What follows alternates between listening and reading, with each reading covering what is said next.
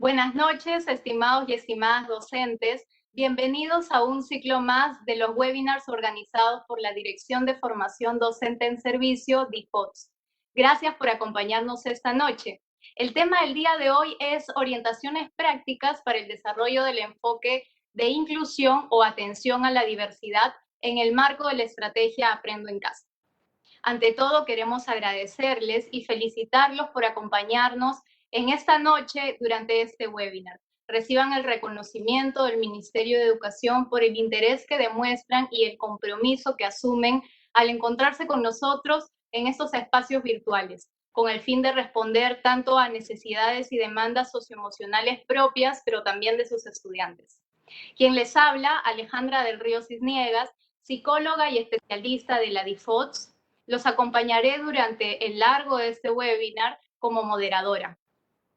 Durante este tiempo de educación a distancia, debido al contexto que nos trae la enfermedad del COVID, vemos que el apoyo en la gestión de emociones de nuestros estudiantes es muy importante. Gestionar adecuadamente y aprender a manejar es una condición crucial. Es importante por ello que podamos responder algunas preguntas y hacernos también estas preguntas. Por ejemplo, ¿qué tipo de emociones se pueden estar presentando en los estudiantes, en las familias de nuestros estudiantes? ¿Qué emociones también estamos generándonos nosotros mismos? ¿Cómo podemos ayudarnos entre docentes a mejorar la gestión de nuestras emociones? Para ello es importante entonces que reflexionemos cómo es que me siento primero yo como docente para a partir de ello poder también generar las ayudas y sinergias necesarias. Aprender entonces también a gestionar las propias emociones va a ser un primer paso importante.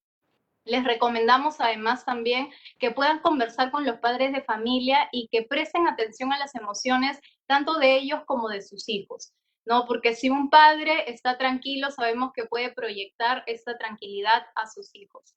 Además, es importante que también le comentemos a los padres que los estudiantes tienen distintos niveles de aprendizaje, ¿no? Hay distintos ritmos y también por ahí es que se tiene que trabajar un poco la frustración o de repente la irritabilidad en el caso de algunos padres. Les recomendamos, por lo tanto, escuchar siempre a sus hijos y poder tener una comunicación fluida. Orientar a los padres también en que es importante que siempre podamos aprender del error, ¿no? Aquellos errores que puedan identificar en sus hijos nos van a servir como oportunidades para reconocer y a partir de ello tomar también cartas en el asunto. Entonces, como docentes, tenemos estudiantes con características distintas, ¿no? Y para ello es necesario poder conocerlas y identificar cuál es la peculiaridad. En este espacio es que justamente surge este webinar, ¿no? Para que todos y todas los estudiantes puedan sentirse acogidos en la escuela. Entonces, el propósito de este webinar es promover prácticas educativas en la escuela y en la comunidad para generar entornos de aprendizaje seguros, equitativos e inclusivos en la modalidad a distancia y en el marco de la estrategia Aprendo en Casa, que ya todos la conocen. Quienes me acompañan, Yulisa y Beatriz. Beatriz Duda, ella es magíster en educación con mención en investigación y educación superior de la Cayetano Heredia, certificada en diseño universal de aprendizaje por el Ministerio de Educación de Chile, presidenta fundadora de la Asociación Peruana de Déficit de Atención desde el año 2002 y autora del libro Coaching para el TDAH, aspectos teóricos y prácticos, y coautora de otras diversas también publicaciones. Además está con nosotros Yulisa Porras Amar. Ella es especialista de inclusión y diversidad de la Dirección General de Educación Básica Regular del Ministerio de Educación, licenciada en Educación Primaria, magíster en Educación Inclusiva con estudios de diseño universal de aprendizaje y amplia experiencia en proyectos educativos. Igualmente les agradecemos su participación y les voy a dar unos pequeños minutos para que puedan hacer su saludo. Primero, por favor, Beatriz, buenas noches. Listo. Buenas noches. Muchas gracias por la invitación. Es un gusto estar acá compartiendo con todos ustedes y realmente quiero comenzar felicitando a todos los docentes por esta labor increíble que están haciendo en esta época difícil que estamos viviendo de educación a distancia. De verdad están demostrando una vocación increíble y un amor a todos sus estudiantes, así que gracias por la invitación. Gracias a ti, Beatriz. Yulisa, por favor, unos saludos de bienvenida. Muchas gracias, Alejandra. Realmente agradecer a todos los participantes del día de hoy. Este espacio lo hemos preparado justamente para todos ustedes, atendiendo un poco a la demanda de todos los docentes. Así que muchísimas gracias por permitirnos el espacio. Esperamos satisfacer sus necesidades. Muchísimas gracias a ambas. Les comento rápidamente la dinámica de este webinar, que es como el que ya nosotros estamos acostumbrados. Son 3 bloques de preguntas que les voy a realizar tanto a Beatriz como a Yulisa, y ellas nos van a responder las 3 preguntas, y después habrá un cuarto bloque en el que vamos a responder las preguntas de los participantes que ustedes pueden colocar durante la transmisión en vivo en los comentarios. En este webinar, entonces, daremos orientaciones prácticas para el desarrollo del enfoque de inclusión o atención a la diversidad que aparece en el currículo en el marco de la estrategia Aprendo en Casa.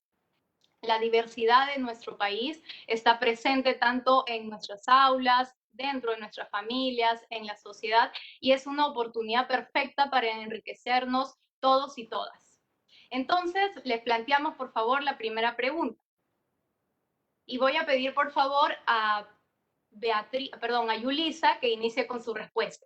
La primera pregunta es, ¿por qué es importante el enfoque de inclusión o atención a la diversidad en este contexto educativo y cuáles son sus beneficios? Yulisa, por favor.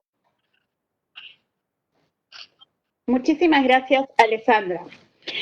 Sí, realmente es importante tomar en cuenta e iniciar con esta pregunta, dado que los enfoques transversales del currículo responden a los principios educativos declarados en la Ley General de Educación y otros principios relacionados a las demandas del mundo contemporáneo. Entonces, los enfoques transversales en general aportan concepciones importantes sobre las personas, su relación con los demás, con el entorno y con el espacio común. Y también se traducen en formas de actuar. Entonces, constituyen los valores y actitudes que tanto todos los actores educativos, estudiantes, maestros, autoridades, deben de esforzarse para demostrar en la dinámica diaria de la escuela. El enfoque de inclusión, en este caso específico, o de atención a la diversidad, es la respuesta pedagógica que provee oportunidades educativas y resultados de aprendizaje de igual calidad para la variedad de estudiantes. Aquí no toma en cuenta sus culturas, de dónde viene, la etnia, la religión, el género, ni tampoco qué tipo de competencias o habilidades tiene. Lo que importa aquí es que nosotros todos nos atendemos en igualdad de condiciones. Entonces, la atención a la diversidad es el vehículo para erradicar la exclusión, discriminación y desigualdad de oportunidades. ¿Correcto? A ver, déjame un segundo. Ahora sí. Cuando nosotros atendemos a la diversidad, que es justamente lo que veníamos hablando, respondemos a las características y necesidades. Y en este caso, como muchos de nosotros hemos visto en nuestras aulas, hemos tenido estudiantes con discapacidad, con dificultades de aprendizaje, con trastorno por déficit de atención y hiperactividad, quizás es que es uno de los trastornos más conocidos, o alguna otra condición o que dificulte en algún momento su aprendizaje. Para atender a la diversidad, parte del diseño de la propuesta pedagógica, además que incluye también todas sus características. En el aula, todas las decisiones que el docente toma para atender la heterogeneidad del aula. Y además, no solamente estamos hablando de atender a toda la masa, es decir, a todo el aula, sino también atender desde una manera individual.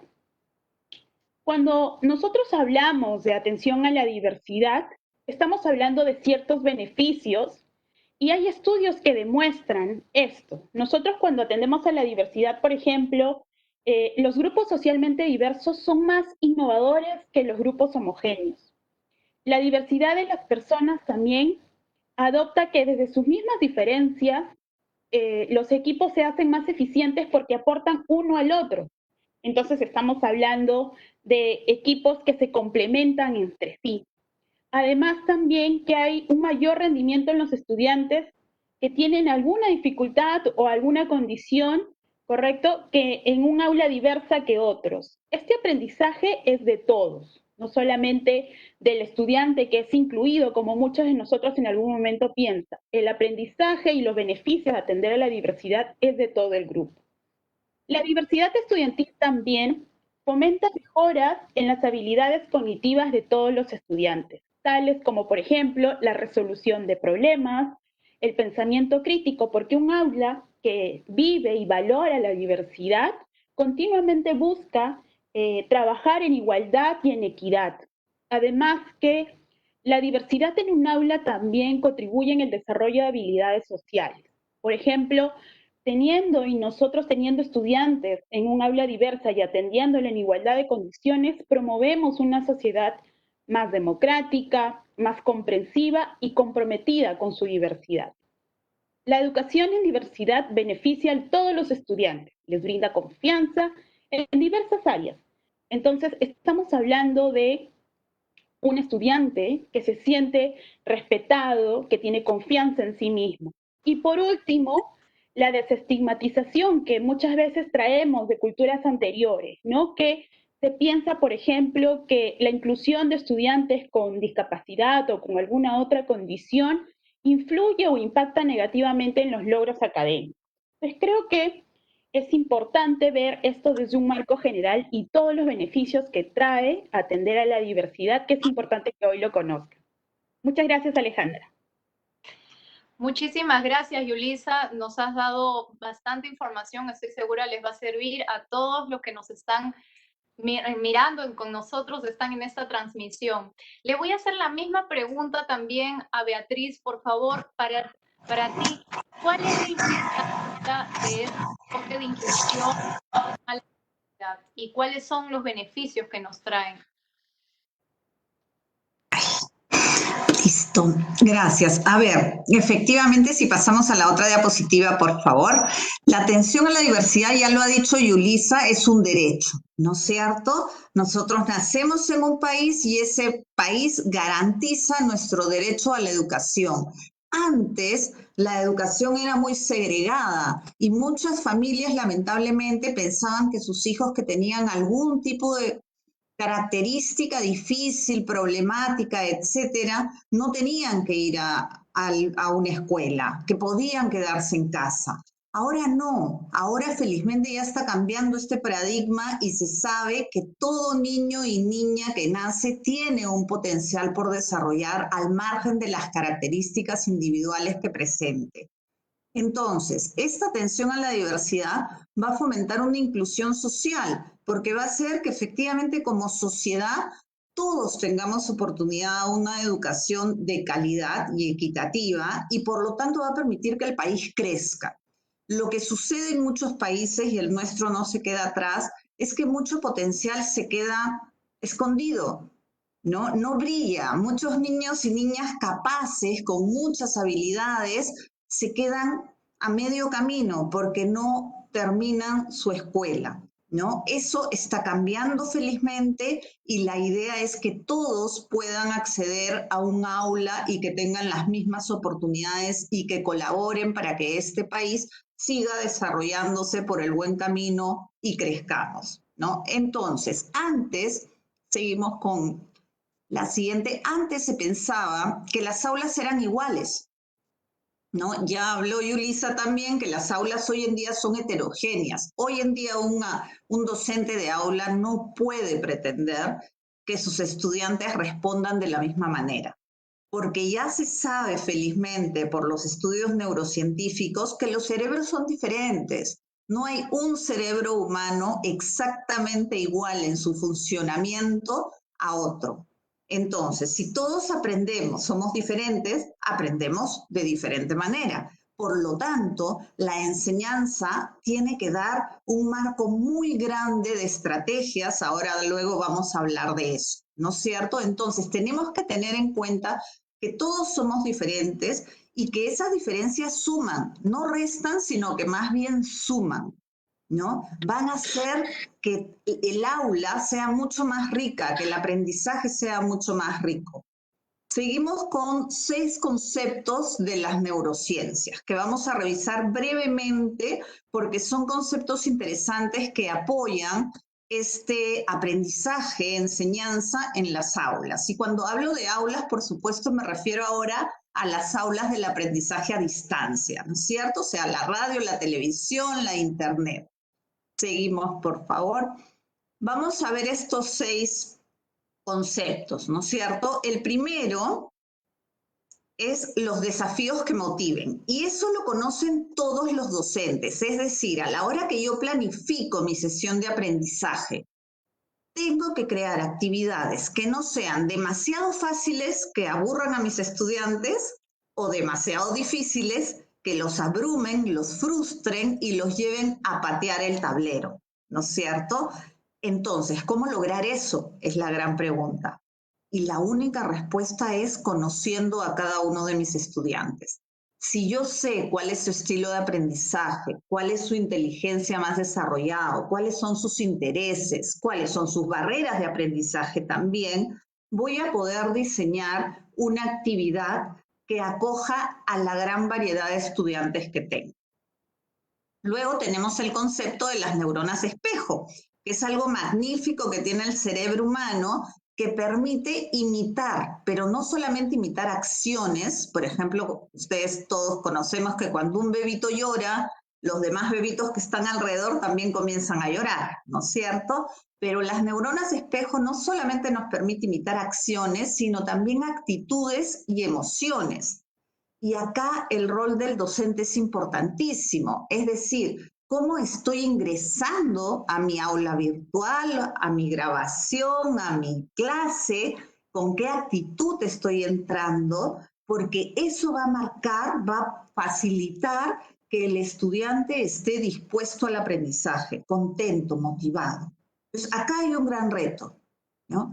¿Y qué tenemos que hacer? Sonreír más, señores. Estamos acá porque amamos enseñar, entonces gocemos también de esta profesión y de este trabajo, ¿no es cierto?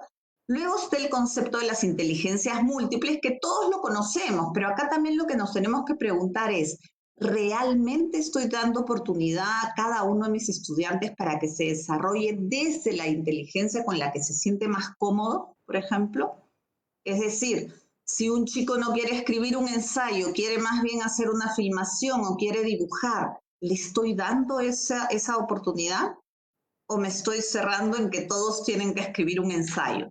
Cuando el aprendizaje no es aprender a escribir un ensayo, sino de repente qué es lo que se me quedó sobre la cultura chavín, por ejemplo. Entonces lo puedo mostrar en diferentes formas, ¿no es cierto? Y ahí entran las inteligencias múltiples. Luego, oportunidad de movimiento. Se sabe que toda la parte prefrontal del cerebro que tiene que ver con toda esta área del aprendizaje está mayor predispuesta a incorporar, ¿no? Cuando hay movimiento. Por eso los trabajos en grupo, ¿no? Pero también las oportunidades ahora en las aulas a distancia, si son sesiones muy largas según la edad, permitirles que se estiren los brazos, que se levanten, que salten, que bostecen, por ejemplo, etcétera, porque necesitan movimiento. Y luego está la neuroplasticidad, que es otro concepto hermoso, que lo que hace es que cada vez que repetimos una acción, la red neurológica relacionada con esa acción se va fortaleciendo. Y por eso es tan importante incorporar los hábitos, ¿no? Repasar lo que hemos estudiado, contárselo a alguien, enseñárselo a alguien, eso va a hacer que la información la vaya incorporando, relacionando con otras cosas. Y luego el entorno resonante, que quiere decir que como docente tengo que procurar un entorno calmado para que el cerebro del estudiante esté receptivo a la información, al aprendizaje, ¿no? Y entonces ustedes, muchos docentes, me dirán, ¿y cómo hacemos eso hoy día? porque claro, no estamos viviendo una época de calma, estamos viviendo una época difícil, pero dentro de esa época difícil igual yo puedo procurar calma, ¿no? ¿Cómo? Tengo que preocuparme justamente por estas emociones de mis chicos. Tengo que trabajar esos temas, tengo que conversar de esos temas, tengo que darles mucho apoyo. Entonces, creo que estos 6 conceptos nos ayudan a trabajar la inclusión y nos dan las razones, más razones poderosas de que realmente es eso lo que se tienen que dar en todas nuestras aulas.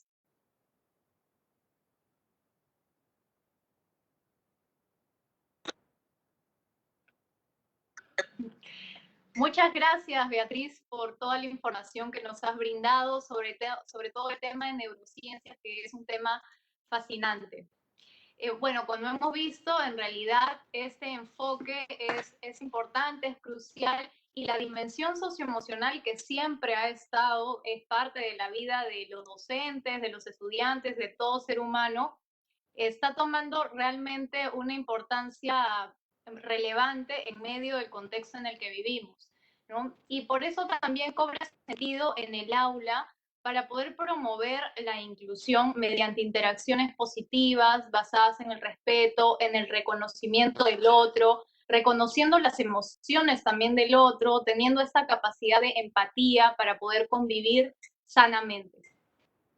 Dicho esto, vamos a ingresar a nuestro bloque número 2 y les voy a por favor pedir que nos contesten la pregunta: ¿qué estrategias se pueden desarrollar en la escuela para fomentar entornos de aprendizaje seguro, equitativo e inclusivo? Por favor, te voy a pedir, Yulisa, que puedas iniciar con tu respuesta. Muchísimas gracias, Alejandra. Realmente este segundo bloque es significativo para todos los docentes, porque justamente aquí vamos a buscar darle respuesta a todas estas interrogantes, ¿no? Muy bien lo que se dice del enfoque, a lo dónde deberíamos llegar, pero es necesario aterrizarlo en estrategia. Y sabemos que justamente esta es la demanda de ustedes y queremos atenderla el día de hoy. Este es un cuadro, bueno, esta figura geométrica es una figura geométrica que representa un poco hacia dónde vamos a desarrollar este bloque. Nosotros tenemos que brindar una respuesta pedagógica a nuestros estudiantes que tienen alguna necesidad educativa. Muy bien, estamos presentándole el modelo de índice por inclusión. Este modelo es aproximadamente del 2015 y fue planteado por Mel, Ainscombe y Vogt. Los que están relacionados con inclusión conocen un poco este triángulo, ¿no? Que nos plantea dimensiones de acción, que es justamente la que ustedes pueden visualizar en la pantalla. Plantea 3 dimensiones: crear culturas inclusivas, desarrollar prácticas inclusivas y establecer políticas inclusivas. Y se darán cuenta que dentro de este triángulo existe la identificación y la remoción de barreras. ¿Por qué? Porque luego más adelante vamos a explicar un poco a qué se refiere con barreras, de qué estamos hablando. Y además que esto se desarrolla con un objetivo. ¿Cuál es? Brindar el acceso, la participación y el aprendizaje a todos nuestros estudiantes. Entonces, vamos a iniciar con la primera, que es, en este bloque vamos a hablar sobre culturas y políticas inclusivas, porque en el siguiente bloque, cuando ya Alejandra nos dé el pase, vamos a hablar y profundizar en prácticas inclusivas, que también es medular en esta presentación. Pero entonces vamos a iniciar con lo que son políticas inclusivas, culturas inclusivas. ¿Qué quiere decir culturas inclusivas? Cuando nosotros nos referimos a promover o crear culturas inclusivas, nos estamos refiriendo a los principios y valores que guían las decisiones y actuaciones cotidianas de toda la comunidad, ¿cierto? Nosotros ya tenemos una cultura en nuestra institución, pero lo que buscamos es que esta cultura sea inclusiva. Entonces significa crear una comunidad escolar segura, acogedora, colaborativa y estimulante en cada estudiante, para que todos tengan mayores niveles de logro. Cambiar las culturas es esencial, porque con esto nosotros vamos a poder sustentar una propuesta de mejora en nuestra institución.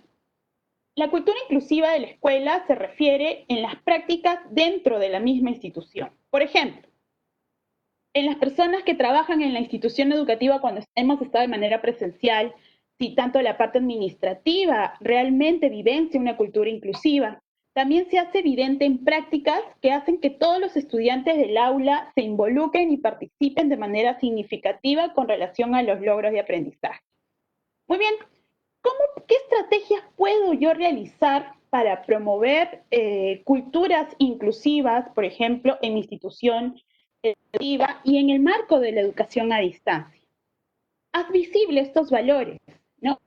Por ejemplo, antes de iniciar tu sesión o antes de tener una comunicación con el estudiante, pregúntale qué valores está desarrollando en casa y conduce ese acompañamiento hacia los valores inclusivos, la solidaridad, el respeto, la colaboración.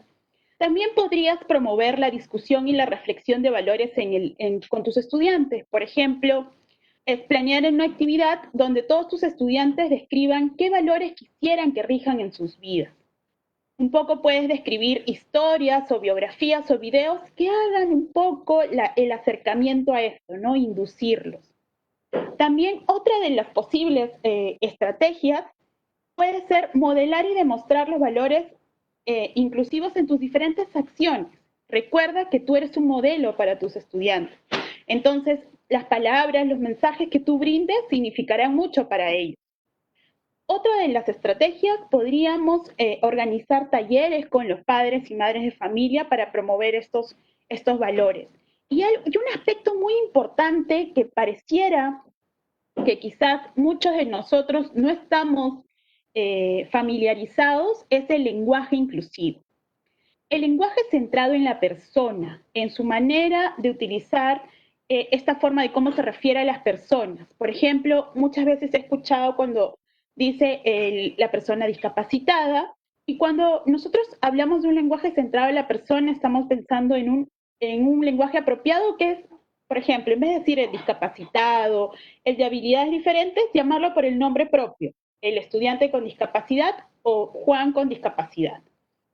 Por ejemplo, se ha escuchado, a veces escuchamos en nuestro lenguaje decir el inválido, el sordo, etcétera, ¿no? El que no es normal. Este lenguaje que es común en nuestros estudiantes, es muy importante conducirlo y acompañarlo a que sea correcto. Si tiene una discapacidad, por ejemplo, una discapacidad física, una discapacidad intelectual, que sea por el nombre que le corresponde. Juan tiene discapacidad física. Es un lenguaje que corresponde a lo que le corresponde a Juan, tiene una discapacidad física. El otro aspecto, y también considerado importante porque va al costado del triángulo, es establecer políticas inclusivas. ¿A qué nos estamos pensando cuando decimos establecer políticas inclusivas? Es cómo estas propician y refuerzan la participación de todos los estudiantes. Al hablar de políticas inclusivas, nos referimos, por ejemplo, a nuestros documentos normativos que se elaboran y se emiten dentro de la institución educativa, y también los documentos normativos que hacemos en el aula, ¿no? Todos los documentos que año a año vamos actualizando y vamos elaborando. Pues bien, estos documentos normativos deberían fomentar la eliminación y la disminución de barreras en los estudiantes, el respeto y la valoración de la diversidad. Estos documentos pareciera que no es importante, pero sí es importante. ¿Por qué? Porque esto significa tomar en cuenta que desde el establecimiento de todos estos documentos, yo voy a atender a la diversidad, voy a vivenciar. Para esto es importante tener en cuenta algunos conceptos. Por ejemplo, ¿qué nos referimos cuando decimos necesidades educativas especiales? No logro pasar aquí con mi PPT, no sé, tengo problemas, pero ahora lo soluciono. ¿Qué nos referimos cuando hablamos de necesidades educativas? Cuando hablamos de necesidades educativas especiales, por ejemplo, nos referimos a aquellas demandas que presentan los estudiantes a partir de la existencia de barreras de tipo actitudinal, organizativo, metodológico o curricular o de otra clase.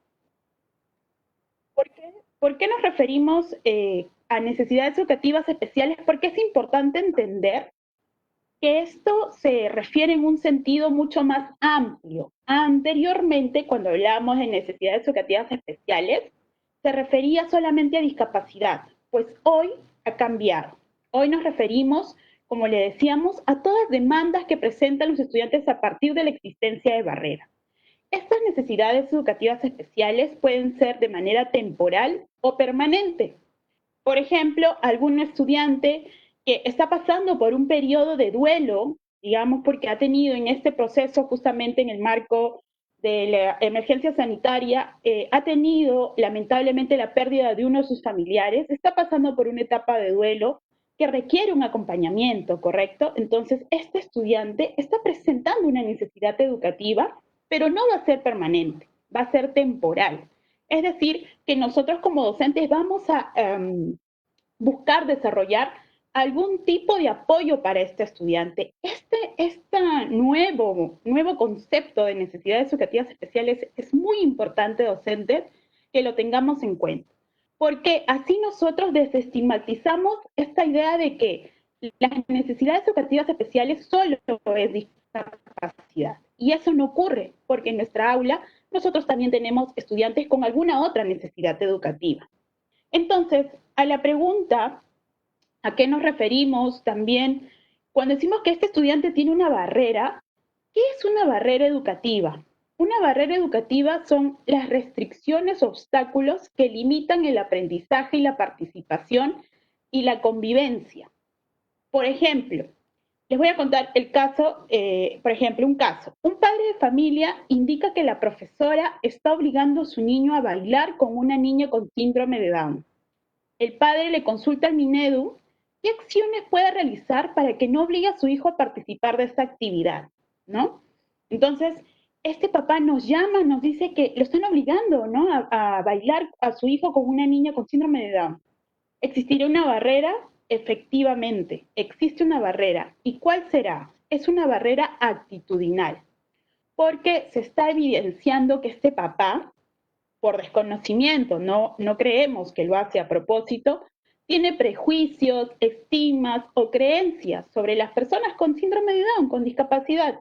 Quizás pensará que no puede favorecerlo o no va a poder bailar con su niña en este caso, ¿no? Entonces, aquí existe una barrera porque los padres requieren algún tipo de apoyo para poder sensibilizar a toda la comunidad. Entonces, es importante entender este concepto porque ya hemos tenido casos de que es el mismo entorno el que produce o elabora o genera estas barreras educativas. Entendiendo este concepto de barreras educativas dentro de nuestras políticas inclusivas, vamos a cambiar nuestra mentalidad, porque ya vamos a decir que no es el estudiante que tiene la necesidad, digamos, porque él tiene la culpa, porque él lo provocó. Es el entorno educativo y el entorno educativo somos los demás, es la misma infraestructura que provoca esta necesidad en el estudiante. En este caso que les acabo de mencionar era este padre que presentaba una barrera actitudinal, ¿no? Porque no permitía la participación del estudiante. Entonces aquí es importante entender el término claro. Las barreras las da el entorno educativo. Por ejemplo, en algún momento también tuvimos algún caso de un estudiante que tenía discapacidad física y este estudiante lo tenían que cargar todos los días al segundo piso para que pueda atender las clases. Entonces, así, tal cual se nos consultó en algún momento. Y evidentemente aquí estábamos ante otra barrera, que es una barrera física. ¿Por qué? Porque la institución educativa no permitía que el estudiante accediera a su aprendizaje de manera equitativa. Lo que correspondía era bajar el aula, en este caso del estudiante, realizar el apoyo para que el estudiante con discapacidad y toda el aula, con todo su grupo, pueda recibir las clases en el primer piso. Entonces, cuando nosotros pensamos en barreras, al instante pensamos en soluciones. Si yo provoco una barrera, si existe una barrera en este estudiante, ¿cómo le ayudo? ¿Cómo soluciono? Muy bien, para eso están los apoyos educativos.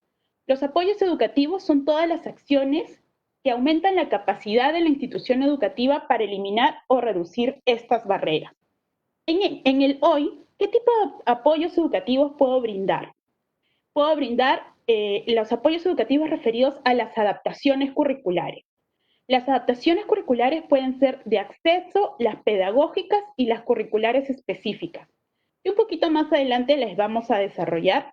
Disculpen que hemos tenido algún inconveniente con la lámina, pero básicamente hemos dado todos los mensajes referidos a necesidades educativas especiales, a qué nos estamos refiriendo en su término más amplio, a necesidades educativas especiales, qué son las barreras y qué son los apoyos educativos a modo de soluciones nosotros como institución, como docente, como familia, que debo brindar a mi estudiante. Muchísimas gracias, Alejandra. Muchas gracias, Yulisa, por tu respuesta. Creo que ha sido muy enfática con cómo utilizamos el lenguaje y a partir de él cómo ya estamos poniendo un poco del enfoque de inclusividad, el enfoque inclusivo y de atención a la diversidad en las aulas, ¿no? Y te voy a pedir entonces, por favor, Beatriz, que puedas responder la misma pregunta. ¿Qué estrategias se pueden desarrollar en la escuela para fomentar estos entornos de aprendizaje seguro, equitativo y también inclusivo? Perfecto. A ver, yo creo que lo primero que tenemos que tener en cuenta es que todos los estudiantes, cada uno de los estudiantes que venga, se sienta bienvenido, ¿no es cierto? Se sienta acogido, se sienta bien, regresando al aspecto emocional. Si yo estoy bien, voy a rendir mejor, voy a estar predispuesta a aprender, voy a estar motivada. Este entorno, además, donde todos se sienten bienvenidos, tiene que ser un espacio donde se respetan y se valoran las diferencias, recordando que todos tenemos que trabajar por un Perú más grande, más solidario, ¿no? Más justo, más equitativo, por supuesto, todas las características que hemos ido dando sobre lo que es la inclusión educativa, ¿no? Entonces, en ese sentido, además de que tienen que recibir afecto y apoyos, que me parece que está en la siguiente lámina, tenemos que ver que estos apoyos, ya de algunos se han hablado, ¿no es cierto?, sean físicos, pero también académicos y socioemocionales, ¿no? Y ya se han dado ejemplos, cuál es la barrera para un apoyo físico, cuál es la barrera para un apoyo cuando la barrera es actitudinal, ¿no es cierto?, que hay muchas, porque acá de lo que se trata es de cambiar nuestra mentalidad. Mientras sigamos pensando en separar lo diferente, estamos lejos de la inclusión. Cuando cambiemos más bien a un pensamiento de acoger la diferencia, porque todo suma y porque juntos podemos crear algo y porque todos tenemos potencial para dar, estamos realmente pensando en la inclusión. Antes se pensaba que en los colegios los chicos llegaban y se tenían que adaptar a la metodología y a las características del colegio, de todo tipo. Hoy en día no. Desde esta mirada inclusiva, toda escuela tiene que brindar los apoyos necesarios a cada uno de los estudiantes que le toca la puerta. Y eso es bien importante, ¿no? Porque yo como escuela tengo el reto de qué tipo de apoyo necesito organizar, crear, etcétera, para cubrir esa necesidad de este estudiante, ¿no? Entonces, todos los apoyos necesarios. Y ahí efectivamente está el diseño universal del aprendizaje, ¿no? Que ya se ha hablado de las culturas, las políticas y las prácticas. ¿Qué es finalmente, en líneas generales, el diseño universal del aprendizaje conocido como DUA? Es dar diferentes opciones un abanico de opciones a los estudiantes para que puedan desarrollarse, ¿no? Entonces, por ejemplo, si yo presento no sé, un poema escrito para que sea leído, si puedo grabarlo en un audio para que sea escuchado, y no necesariamente porque tengo un estudiante con sordera, sino porque de repente tengo un estudiante que prefiere el audio a la lectura. Entonces le tengo que dar la oportunidad de llegar a ese contenido de la manera que a él le es más cómodo, ¿no? también tendría que tener este poema escrito digitalmente en un programa para que a una persona le sea fácil poner esta herramienta que se lo lea automáticamente, ¿no? O si, por ejemplo, lo que quiero hacer es un debate, ¿no es cierto? Y hay un estudiante con sordera, tengo que tener el acceso a esta herramienta digital que va a poder convertir lo que escucha en un texto escrito. Y eso existe y es gratis además, y está en 70 idiomas en Google, ¿no? Entonces, hay que cubrir estas necesidades, están, solamente hay que darlas, ¿no? La figura que hemos puesto, porque nos gusta mucho ahí, es como un cerebro enlazado con un corazón, ¿no? Porque es eso, es desde la creatividad y desde lo que conocemos, cómo trabajamos también con toda esta parte emocional para llegar a nuestros estudiantes, porque lo que nos interesa es eso, hacer este clic emocional para motivarlos a aprender, ¿no es cierto? Entonces, además de esto, si es que podemos pasar a la siguiente, si no yo les voy contando, hay que trabajar el tema de ciudadanía, porque todos tenemos que ir creciendo en este mundo, ¿no es cierto? Los valores que ya se han mencionado, ¿no? Hay que trabajarlos. Pero además, como estamos en el mundo que estamos, no podemos dejar de lado la ecología, porque eso suma a todos. Y además porque es realmente un aprendizaje para todos y a los chicos les encanta, desde pequeñitos hasta los de secundaria les gusta. Y no estamos hablando de colegios ricos que tengan que tener un jardín enorme para hacer su huerta, porque también se pueden hacer pequeñas huertas o pequeños proyectos de horticultura en macetas, un poquito de tierra y en macetas. Los ajíes, por ejemplo, son fáciles de dar y dan en cualquier maceta. El tema del reciclado, del reusar materiales, que eso se puede hacer, se les puede enseñar para que en su casa busquen entre las cosas que tienen para hacer sus trabajos, no necesariamente tienen que ir a comprar, ¿no?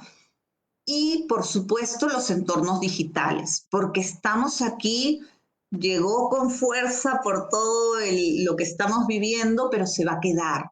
Se va a quedar y además está bien que se quede porque hay muchas ventajas en los entornos digitales, hay muchas herramientas que facilitan el aprendizaje para los chicos. Entonces hay que seguir en ello, ¿no es cierto? Y por otro lado, si pasamos a la siguiente, vamos a ver que estas escuelas tienen que ser escuelas que protegen, que estimulen el aprendizaje de los chicos, ¿no es cierto? Que sean constructivas y que tengan los docentes y los directores y todos los miembros de la comunidad educativa, incluidos los padres, altas expectativas sobre los estudiantes. Porque ya sabemos, te lo dicen muchas investigaciones que se hacen desde hace muchos años, que el cerebro se cree lo que le dicen. Entonces, si yo efectivamente estoy en un entorno donde se valida mi acción, donde se valida mis trabajos, voy a tener ganas de seguir en eso, ¿no? Voy a estar más motivada a seguir en esa ruta de aprendizaje, ¿no? Si en cambio regresamos a la educación antigua, donde lo que se señalaba era el error y no como una oportunidad de aprendizaje, sino como algo que teníamos que cambiar, ahí estoy mal. Ahí me quedé en décadas pasadas. Ahí todavía no he llegado a ser un docente de este siglo, que es lo que necesitamos, ¿no? Entonces, cuidado también con el lenguaje. Ahora después vamos a hablar de eso, me estoy adelantando, pero hay que tener mucho cuidado con el lenguaje que utilizamos con nuestros estudiantes, ¿no? La palabra marca, la palabra puede abrir oportunidades o puede cerrar oportunidades. Y acá de lo que se trata es de abrir, de potenciar, ¿no? Entonces, altas expectativas, por favor. Y luego también tienen que ser escuelas en que se trabaje, si es que podemos pasar a la siguiente, en que se trabaje el proyecto educativo institucional, el PI, ¿no? Es decir, si la escuela tiene claro cuál es su PI, lo tiene que compartir con el grupo de estudiantes que conforma el consejo estudiantil, con todos los estudiantes, obviamente, pero ellos son la voz de todos, con los padres de familia a través de las APAFAS, con todos los miembros docentes, administrativos de la escuela, porque en esos valores está la ruta de acción, ¿no? Entonces, eso es bien importante. ¿Y qué voz le estamos dando a los estudiantes? ¿Los estamos escuchando? Hay escuelas que no han conformado el consejo estudiantil y eso es una norma. En todas las escuelas tiene que haber un consejo estudiantil porque los estudiantes tienen derecho a ser escuchados, ¿no? O en algunas escuelas todavía no hay una PAFA organizada. Eso también es bien importante. ¿Cómo se está trabajando? ¿Están trabajando de la mano con las necesidades del colegio o esta PAFA está por su lado sin tomar en cuenta las necesidades reales de los chicos, por ejemplo, ¿no? Entonces, todo esto tiene que tomarse en cuenta. Y por último, que tal vez resume todo esto y que está en la siguiente, es que haya coherencia entre la teoría, entre lo que está escrito, entre los valores que están en esta escuela donde yo trabajo y la práctica.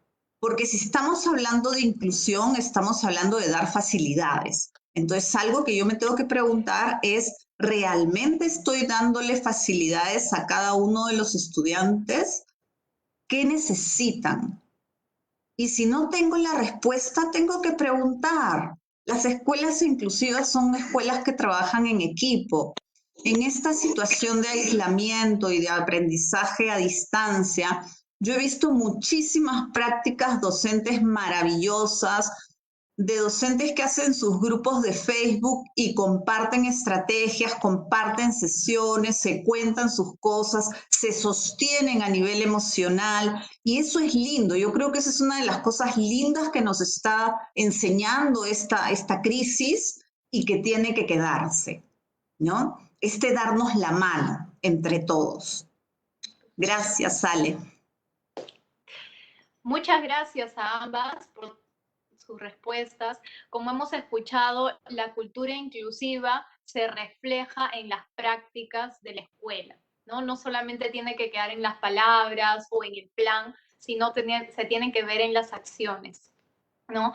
Y en este sentido es importante lo que les mencionaba del lenguaje que utilizamos al referirnos a nuestros estudiantes, pero también es importante que tengamos presente que la escuela sirve para formar futuros ciudadanos.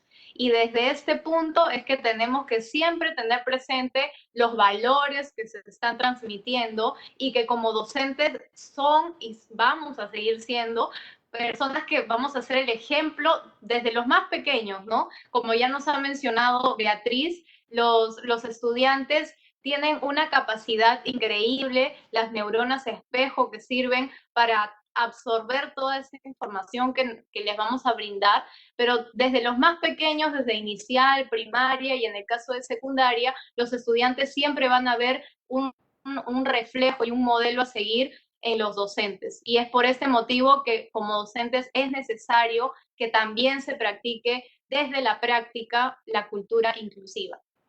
Vamos a ingresar ahora a la tercera pregunta. En este tercer bloque vamos a responder a la incógnita, ¿cuál es el rol docente? ¿No? ¿Cuáles son estas características específicas del rol docente en la atención a la diversidad? ¿Qué acciones prácticas, qué acciones concretas se pueden realizar en la modalidad a distancia, que es la que estamos viviendo actualmente? Yulisa, por favor, si puedes brindarnos tu respuesta.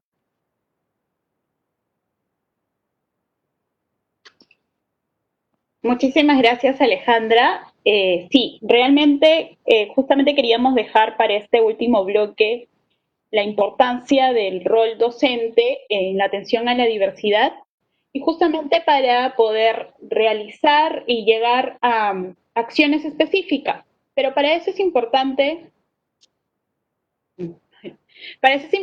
tomar en cuenta algunas condiciones, ¿no? Por ejemplo, uno de ellos y fundamental es conocer las características, potencialidades y necesidades educativas especiales de tus estudiantes, ¿no? Inicia por esta primera acción, porque sin eso tú no vas a poder establecer qué tipo de barreras se está presentando y qué tipo de apoyos educativos le puedes proveer. Lo siguiente En este marco de la educación a distancia es analizar nuestra propuesta de Aprendo en Casa y poder identificar qué adaptaciones puedo brindarle de manera pertinente y oportuna para el logro de sus competencias.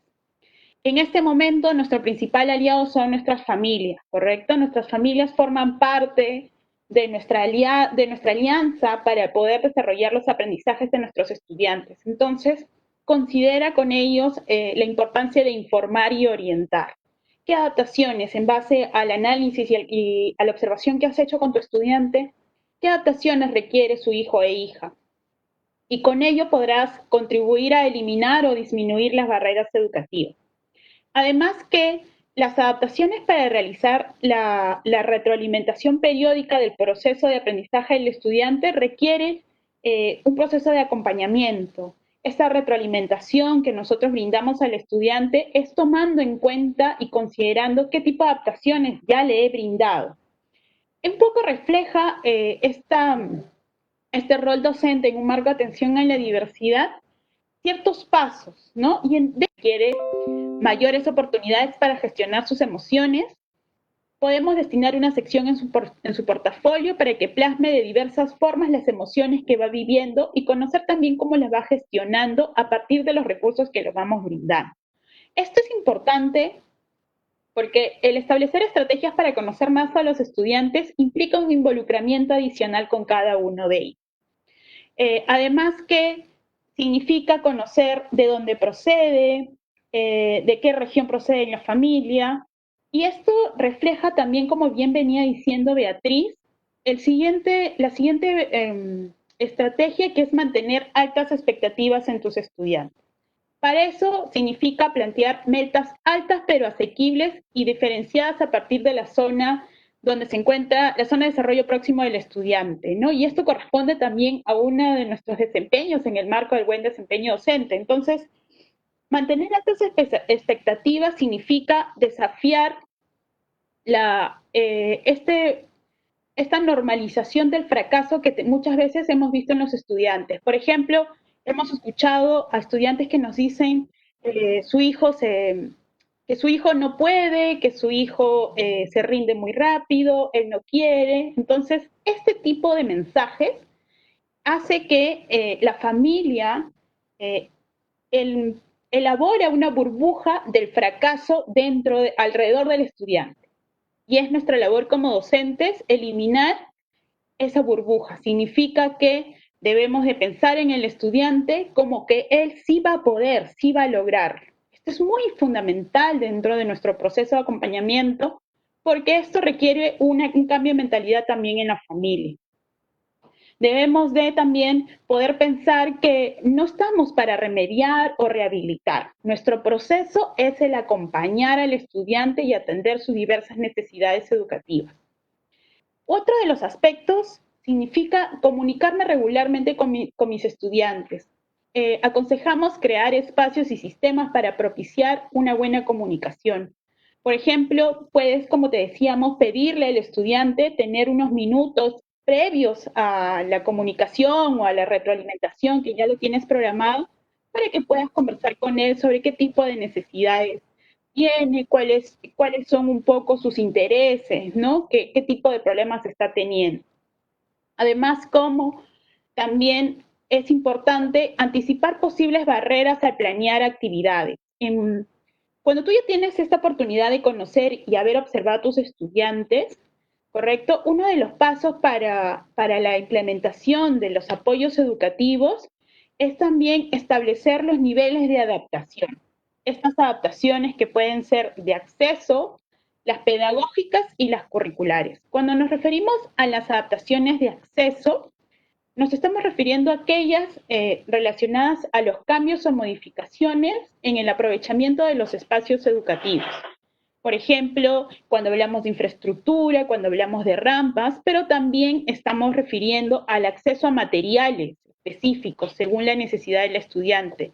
El intérprete de lengua de señas, cuando hablamos de máquinas Perkins o audífonos o regletas, en realidad este aspecto es bien variado, porque esto es un aspecto individual.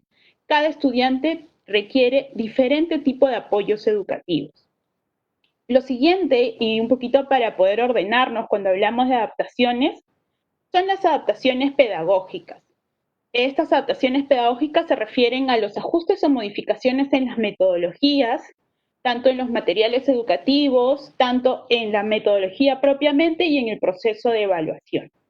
Entonces, cuando nosotros hablamos de adaptaciones, por ejemplo, en los materiales educativos, estamos hablando de organizadores gráficos, información visual, estamos hablando también de textos con letras grandes. Adaptaciones en la metodología ya nos referimos a cosas más específicas, como brindarle oportunidad al estudiante para que exprese sus ideas de diversas formas, promover el trabajo colaborativo, desarrollar una actividad en periodos de tiempo o reiterar o presentar diversas maneras las consignas de una actividad.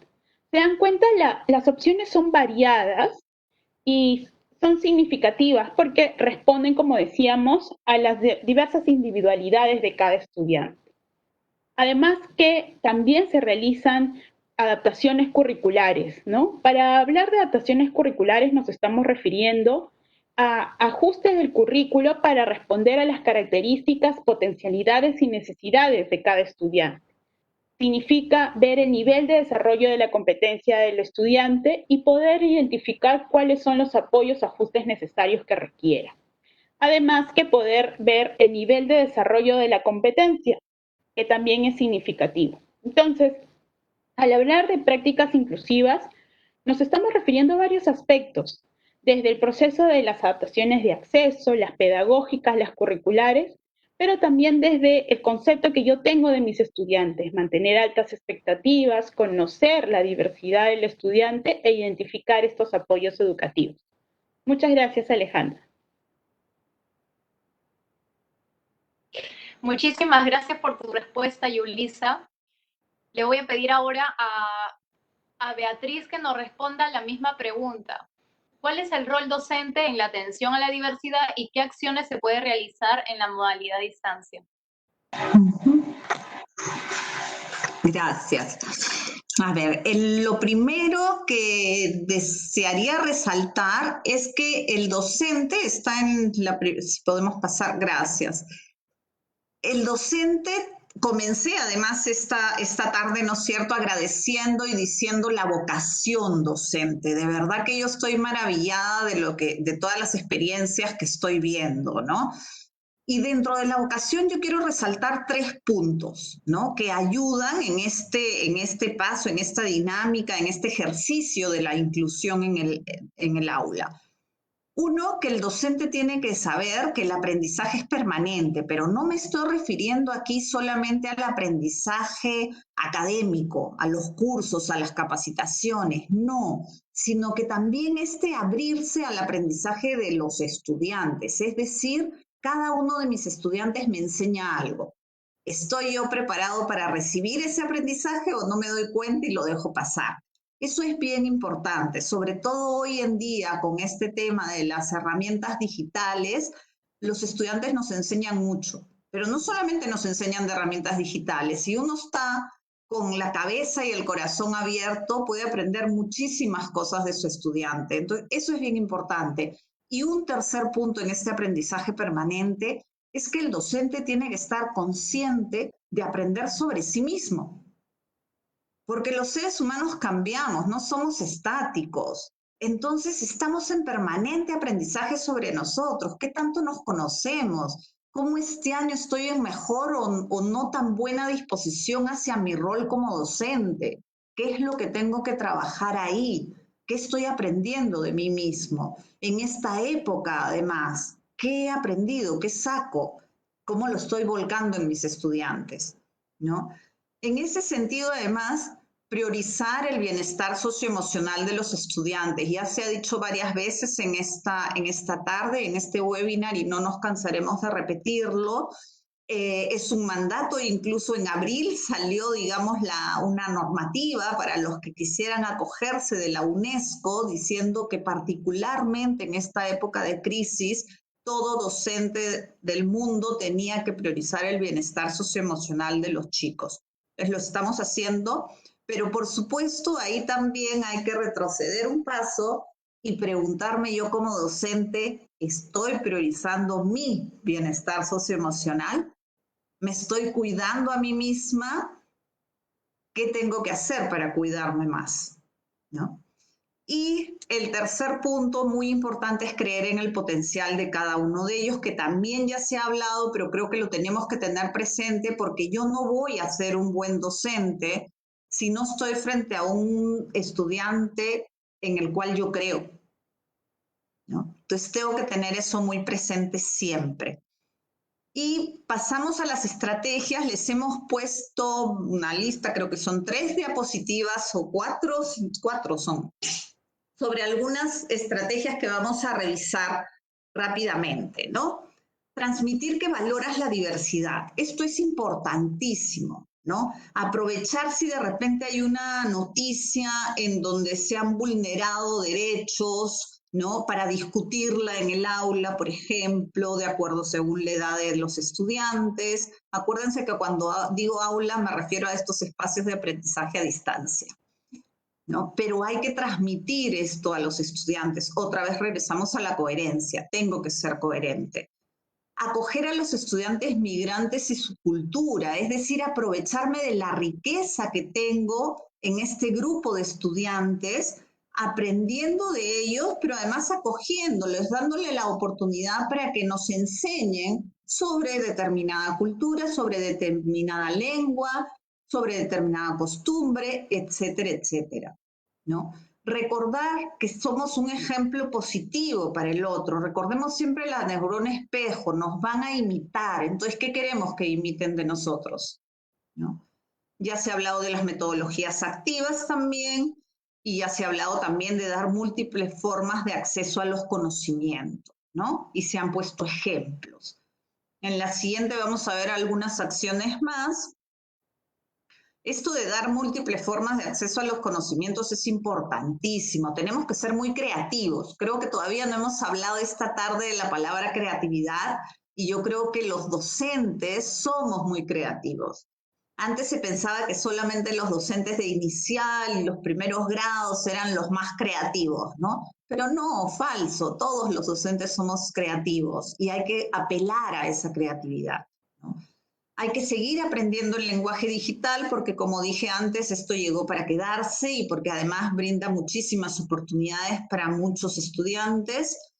Procurar utilizar un aprendizaje, un lenguaje llamativo, ¿no? Hacer uso de la música, de algunos videos, de preguntas. Acuérdense que aprendizaje es reflexión, ¿no? Lo que viene lo tienen ustedes muy conocido, pero se los hemos puesto ahí para recordar, ligar siempre un nuevo aprendizaje a aprendizajes que ya tienen los chicos relacionados con su propia realidad, ¿no? Recordar también, y esto es importante, que según su etapa de desarrollo, podrán o no podrán focalizar determinados minutos, ¿no? Y no estamos hablando necesariamente de chicos que tengan TDAH, que es el trastorno por déficit de atención con o sin hiperactividad, sino en general. No tenemos que tener en cuenta que no vamos a estar 40 minutos o 30 minutos absolutamente pendientes de la profesora. No nos molestemos con eso. Sí, seguimos. Muchas gracias. Darles opciones, que ya lo hemos dicho también, ¿no es cierto? ¿Qué más? Felicitarlos por su esfuerzo. Lo que nosotros queremos es que los chicos entren en este círculo virtuoso de que trabajo, me sale bien, la profesora me felicita, sigo trabajando. Entonces, hay que tener cuidado de no romper ese círculo, ¿no? De que este seguimiento al aprendizaje, este feedback sea siempre positivo, ¿no? Sea siempre comenzando por validar lo que ha hecho y después con las recomendaciones que uno considera para que mejore su trabajo, ¿no? Recordar al final de la sesión los aprendizajes de la misma. Acuérdense de la neuroplasticidad. Si a mí me repiten algo, va a ser más fácil que esa información se registre, ¿no? Priorizar el área socioemocional, nuevamente sale para facilitar el aprendizaje porque tengo que acordarme que un cerebro calmado va a ser un cerebro dispuesto al aprendizaje. ¿no? Y propiciar el arte. Esto es importantísimo, sea la música, el dibujo, el baile, pero lo que tenemos que tener claro, y esto también es algo que se sabe desde hace mucho, pero se sabe en la práctica, digamos, clínica, médica, que todo arte despierta las funciones metacognitivas, ¿no? ¿Por qué? Porque nos ayudan a hacernos conscientes de lo que estamos pensando, haciendo y sintiendo. Y eso es importantísimo, esa conexión de lo que yo hago con la emoción que me genera lo que estoy haciendo, eso es aprendizaje. Ahí se va a fijar el aprendizaje. Entonces, mucho arte, por favor. Seguimos. Vamos a ver qué otras hay. Cuidar nuestro lenguaje, ¿no? ¿Cómo les estoy hablando? ¿Les estoy hablando en positivo o les estoy hablando desde la crítica? ¿No? Tengamos cuidado. Escucharlos activamente, es decir, no solamente escuchar lo que me está diciendo, sino leer la gestualidad. Yo sé que a través de las pantallas puede ser más difícil o a través del teléfono si les doy una llamadita, pero igual, por el tono de voz yo me voy a dar cuenta si ese estudiante está un poco decaído, ¿no? Si más bien está contento, tranquilo. Entonces hay que escucharlos activamente, hay que aprender a escuchar y hay que aprender a cuidar nuestro lenguaje para ver qué mensaje les estamos dando con las palabras. A veces les queremos dar un lenguaje positivo, pero nuestra gestualidad hace que el lenguaje, que eso bonito que hemos dicho, no lo digamos de la mejor manera y entonces el sentido que recibe el chico no es el positivo, no es la palabra, es el modo, ¿no? Ya hemos dicho también que hay que disfrutar de la sesión porque si queremos motivar, tenemos que estar motivados. Y si no estoy motivado como docente, tengo que revisarme a mí mismo y revisar mi práctica y ver qué puedo hacer para otra vez cargar esa gasolina que tenía inicialmente, ¿no es cierto? Hacer el seguimiento individual, que también se ha visto. Y por último, queridos maestros, recordar que todos somos seres sociales y todos, absolutamente todos en el mundo entero, necesitamos del otro, ¿no? Nuestros estudiantes necesitan recibir de nosotros la mejor versión de nosotros. Necesitan un súper docente, ¿no? Por supuesto también necesitan un súper papá y mamá, pero acá estamos hablando con ustedes los docentes. Así que para terminar, les quiero dejar una pregunta poderosa de coaching que es, ¿qué tengo que trabajar conmigo mismo para convertirme en esa mejor versión que deseo? Gracias. Muchísimas gracias a ambas por compartirnos estas experiencias.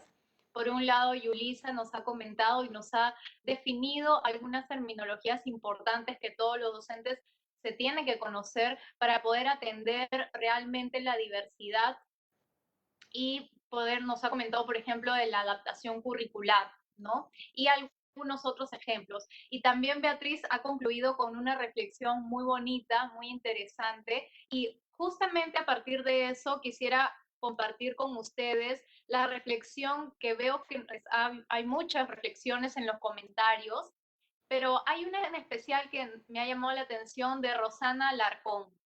Nos dice, la diversidad no solo es un concepto de las personas con discapacidad. Todos somos diversos, ojalá eso permita rescatar la necesidad de adaptar nuestras estrategias a las necesidades, especialmente a los estudiantes inclusivos, ¿no? Y justamente con esta reflexión es que vamos a ingresar ahora a nuestro último bloque de preguntas, ¿no? He visto que ya han estado colocando algunas preguntas, ¿no? Y veo que hay docentes de diferentes lugares del país, hay del Callao, de Ucayali, de Cajamarca, de Puno, La Libertad, de San Martín, de Ancash, de Moquegua, de Apurímac, de Lima Metropolitana, de Chincha también. Y vamos entonces a ingresar al bloque de preguntas. Y la primera pregunta se la voy a hacer, por favor, a Yulisa. ¿Sí? Yulisa, si nos podrías responder ¿qué estrategia se puede utilizar con aquellos estudiantes que han perdido el interés o la motivación en esta modalidad a distancia? Esta pregunta viene de una docente de la IE Fe y Alegría del Hotel Ventanilla en Callao. Por favor, Yulisa. Muchas gracias, Alejandra. Muchísimas gracias a la docente de Ventanilla. Tengo mi experiencia anterior en los Fe y Alegría, que son instituciones muy comprometidas. Qué bueno tener con nosotros a docentes también de esta institución. Muchas gracias. Sí, realmente este tema de los estudiantes han perdido el interés, ¿no? Esta emergencia sanitaria nos ha llevado muchos a la necesidad de replantearnos. Y creo que una de las estrategias que podríamos hacer con los estudiantes es promover el trabajo colaborativo. No estás solo, no estás sola. Este trabajo es de todos. El impulsar el desarrollo de las competencias es de todos. Entonces, si tienes dentro del grupo de tus estudiantes con los que ya le estás brindando acompañamiento, alguno de ellos un poco más de cercanía quizás con este estudiante que sientes tú que ha perdido la motivación, pues invítalo también a que esta persona sea tipo un compañero o un cotutor contigo para que pueda motivarlo también a sus demás compañeros, ¿no? Es importante establecer aquellos líderes positivos que tienes dentro de tu grupo y con ellos ir trabajando colaborativamente, ¿no? Los estudiantes pierden la motivación, sabemos de muchos de nuestros estudiantes que están perdiendo la motivación por este contexto, por las dificultades de acceso que están teniendo y por múltiples razones. Es importante ver a tu aula como un equipo colaborador. Entonces, una de las sugerencias es que puedas establecer algún estudiante dentro de tu grupo como un líder que pueda ir ayudándote poco a poco. Gracias, Alejandra. Muchas gracias, Yulisa, por tu respuesta. Tengo otra pregunta, esta sería para Beatriz. Nos dice Cris Aguilar, de la UGEL 3, ¿de qué manera sencilla se puede explicar al padre de familia sobre lo que es el concepto de neuroplasticidad? Gracias. A ver, es una buena pregunta porque efectivamente explicándoles a los padres de familia vamos a ayudar a que este estudiante tenga el apoyo adecuado en casa, ¿no es cierto? Se lo puedes explicar de esta manera, diciéndole que en el cerebro tenemos una facultad que hace que cada vez que repetimos una acción, se vaya solidificando, haciéndose más fuerte una ruta neurológica relacionada con esa acción. Y que por eso es tan importante que los chicos incorporen hábitos desde pequeños, hábitos de higiene, hábitos de estudio, etcétera, ¿no? Pero que esto además hay que remarcarle a los papás, se tiene que hacer desde un lenguaje muy calmado y muy positivo. No se trata de repetir con la correa en mano, ya no se puede pegar, ¿no es cierto? No, eso es violencia, eso es penado incluso. Entonces es importante decir eso, el modo en que hay que, además no es repetir en el sentido de que le vas a repetir 10 veces al día, papacito estudia, no. Ese es el sentido de cómo hacer para que este chico tenga el deseo de estudiar, ¿no? Entonces, de pronto voy a tener que yo sentarme con mi hijo y decirle, oye, qué interesante, mira esto que he descubierto sobre el tema del río Amazonas que me conversabas el otro día. Y ahí, sin querer y sin forzarlo, le estás repitiendo parte de su aprendizaje de la sesión anterior, ¿no? Pero de esta forma tan sencilla lo puedes explicar y también con un ejemplo positivo, calmado, para que sepa el padre de familia cómo llevarlo a cabo, ¿no? Gracias. Muchas gracias, Beatriz. Continuamos. Hay otra pregunta. Yulisa, por favor, te pido la puedas responder. Aniela Cáceres nos dice, ¿qué estrategias se pueden utilizar para estudiantes con multidiscapacidad? Muchas gracias, Aniela. Efectivamente, nosotros dentro de nuestro sistema educativo tenemos una modalidad que son los centros de educación básica especial. La multidiscapacidad justamente atiende a esta población. Si bien es cierto, nosotros ya en nuestra estrategia de Aprendo en Casa hemos desarrollado también e implementado la modalidad el formato de televisión. También quiero invitarles a que puedan revisar los recursos que se encuentran en la plataforma web de Aprendo en Casa, donde en el espacio de Encuentra Más Orientaciones vamos a poder encontrar específicamente el área dirigida a las familias. Y en el área dirigida a familias van a encontrar diversas cartillas que nos van a ayudar a orientarnos y orientar también a las familias la atención a los estudiantes. En el caso de los estudiantes con multidiscapacidad, efectivamente hay todo un marco de estrategias relacionadas al desenvolvimiento, ¿no? A las rutinas diarias. Entonces, sí es importante que podamos descargar estas cartillas y poder tener una orientación un poco más clara y también poder acceder a este formato de televisión que tenemos en nuestra estrategia de Aprendo en Casa.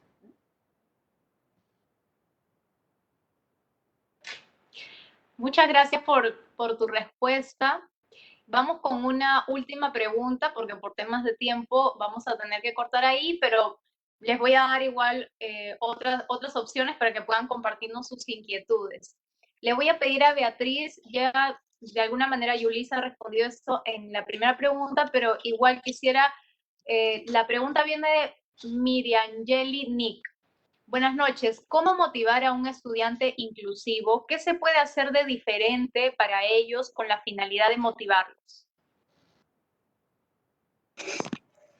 A ver, cuando hablamos en general, ¿qué se puede hacer en plural para ellos? Es un poco difícil, porque como dijimos en uno de los bloques, tenemos que conocer a cada uno de nuestros estudiantes para ver cuál es su interés, qué es lo que lo puede mover. Yo creo que si un docente identifica a alguno de sus estudiantes que está desmotivado, tiene que comunicarse con él, tiene que mandarle un mensajito, llamarlo por teléfono, decirle, mira, te veo un poco aburrido en mi clase, ¿qué puedo hacer para que estés mejor?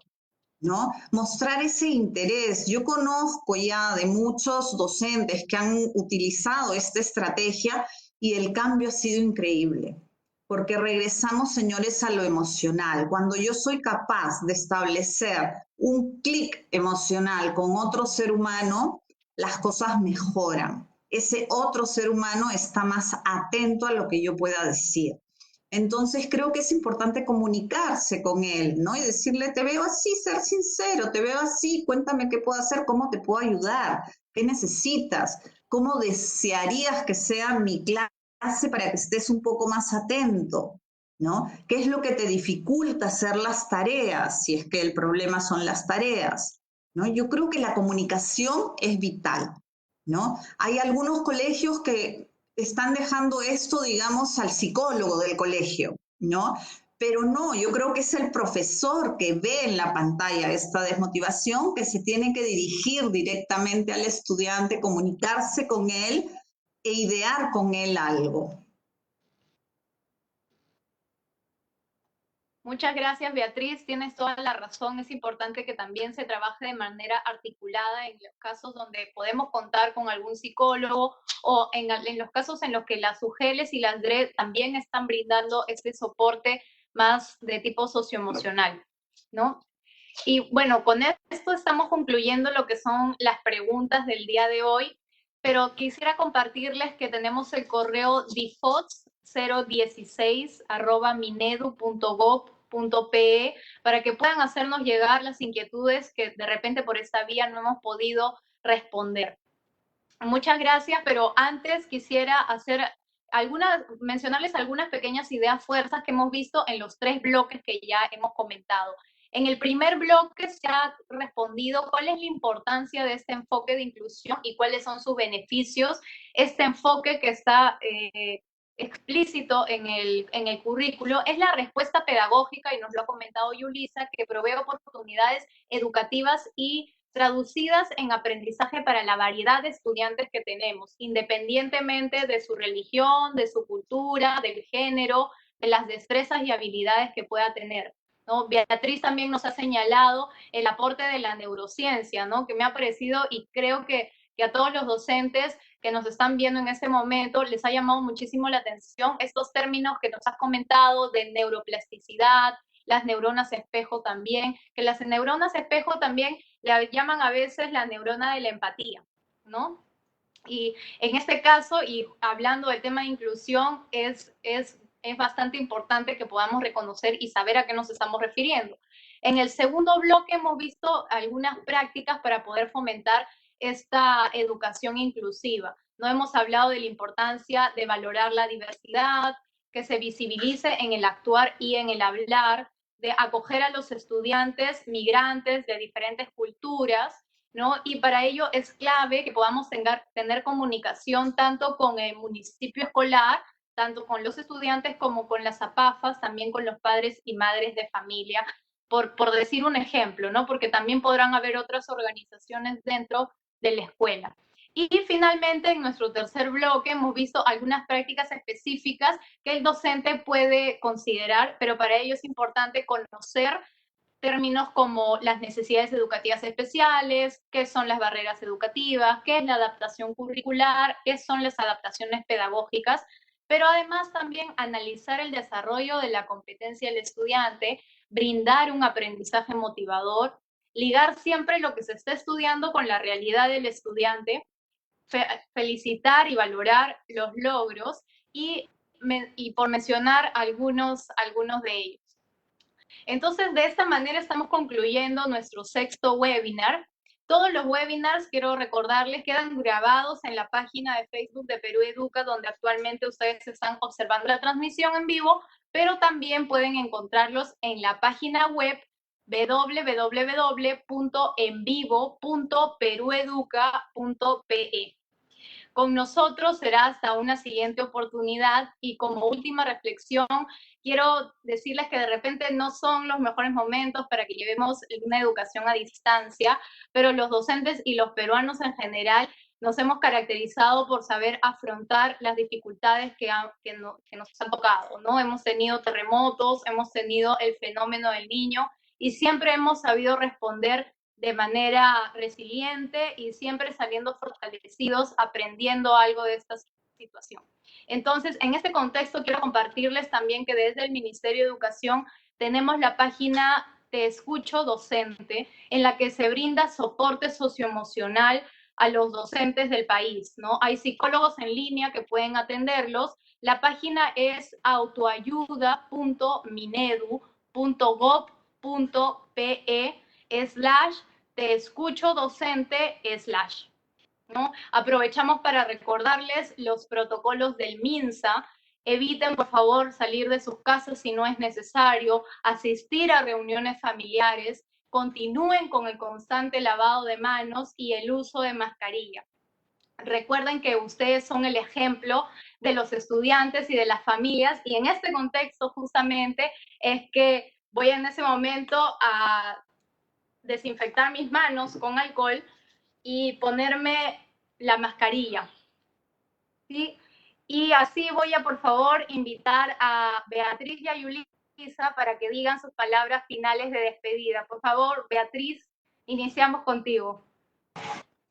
Muchas gracias a todos por su asistencia, muchas gracias por la invitación de poder compartir con ustedes, y quiero acabar diciendo algo que mencionó alguna de ustedes, los docentes que están asistiendo, que es que efectivamente diversos somos todos en algún momento podemos necesitar algún apoyo, e inclusión es eso, todos somos inclusión. Muchas gracias. Gracias, Beatriz. Yulisa, por favor. Muchísimas gracias, Alejandra. De manera particular, quiero agradecer a la Asociación Peruana de Déficit de Atención con Hiperactividad por estar presente el día de hoy, a Beatriz, a todo el equipo que hace posible esta transmisión. Como bien saben, la implementación del enfoque de inclusión y atención a la diversidad presente en el currículo es todo un paquete, digamos así, de estrategias que requieren un compromiso de todos. Y creo que siendo ustedes los docentes, los principales interesados y los que están dispuestos a colaborar con nosotros, queremos darles la bienvenida a este proceso y hacernos parte de esta gran labor que es atender a todos nuestros estudiantes en igualdad y equidad. Muchísimas gracias por el espacio y esperamos poder tener sus dudas y consultas para poder resolverlas de manera individual. Muchas gracias. Agradecemos a nuestras invitadas, a Beatriz, a Yulisa, a nuestra intérprete Patricia, que nos ha acompañado todo el webinar. Y vamos cerrando este espacio. Les agradecemos a ustedes también, docentes, a todos los que nos han acompañado durante esta hora y media de webinar. Por favor, les pedimos que no bajen la guardia. Aún tenemos lamentablemente la enfermedad con nosotros y será hasta una siguiente oportunidad. Muchas gracias.